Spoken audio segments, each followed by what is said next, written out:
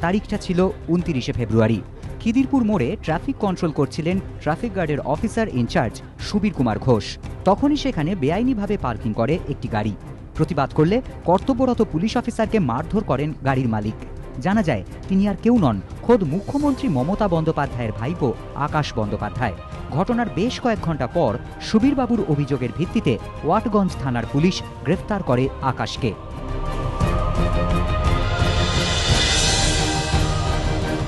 ঘটনার ৯ মাস পর বদলি করা হলো বিদ্যাসাগর ট্রাফিক গার্ডের সেই ওসি সুবীর কুমার ঘোষকে। ওসির পদ থেকে সরিয়ে তাকে কম গুরুত্বপূর্ণ ওয়্যারলেস বিভাগে বদলি করা হলো। কিন্তু ঘটনার ৯ মাস পর কেন বদলি? ওয়াকিবহাল মহলের ধারণা, ঘটনার পরপরই যদি ওসির বিরুদ্ধে ব্যবস্থা নেওয়া হতো তাহলে অস্বস্তিতে পড়তেন মুখ্যমন্ত্রী। অস্বস্তি ও সমালোচনার এড়াতেই জল কিছুটা থিতিয়ে যেতে বদলি করা হলো সুবীর ঘোষকে। এদিকে কলকাতা পুলিশের অন্তর্গত ৩৩টি থানার ইন্সপেক্টর পদমর্যাদার ৩৫ জন অফিসারকেও বদলি করা হয়েছে। এর মধ্যে রয়েছেন মানিকতলা থানার ওসি।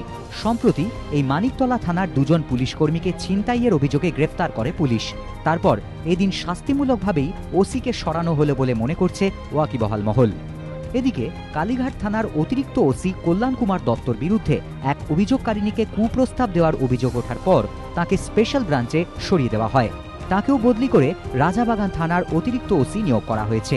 ওয়াটগঞ্জ, বেনিয়াপুকুর এবং এন্টালি থানার ওসিদেরও বদলি করা হয়েছে। এই ৩টি জায়গায় অবৈধ নির্মাণের সঙ্গে পুলিশের একাংশের যোগ থাকার প্রাথমিক প্রমাণ মিলেছিল বলে সূত্রের খবর। কিন্তু সব বদলির মধ্যে বিদ্যাসাগর ট্রাফিক গার্ডের ওসি সুবীর কুমার ঘোষকে অপেক্ষাকৃত কম গুরুত্বপূর্ণ দায়িত্ব দিয়ে সরিয়ে দেওয়ার ঘটনায় পুলিশ মহলের একাংশের মধ্যে ব্যাপক ক্ষোভের সৃষ্টি হয়েছে। রাজস্বী দত্তগুপ্ত, এবিপি আনন্দ, কলকাতা।